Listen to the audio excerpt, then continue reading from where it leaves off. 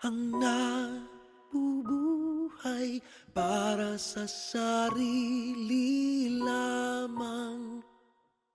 Walang sino man ang namamatay para sa sarili lamang.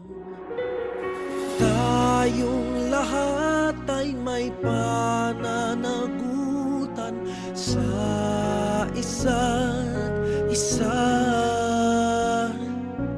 Tayong lahat ay tinipon ng Diyos na kapiling niya.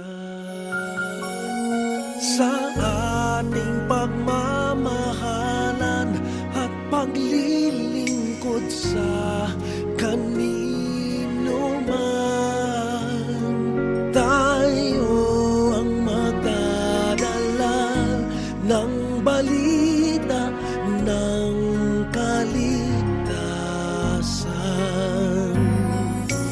Tayong lahat ay may pananagutan sa isa't isa. Tayong lahat ay tinipon ng Diyos na kapiling niya. Sabay-sabay ngang mag-aawitan ang mga bansa. Tayo'y tinuring ng Panginoon bilang mga anak. Tayong lahat ay may pananagutan sa isa't isa.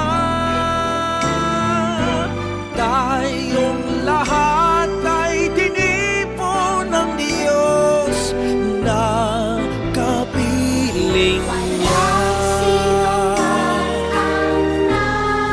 Nabubuhay para sa sarili lamang. Walang sino man ang namamatay para sa sarili lamang. Tayong lahat ay may pananagutan sa isa't isa.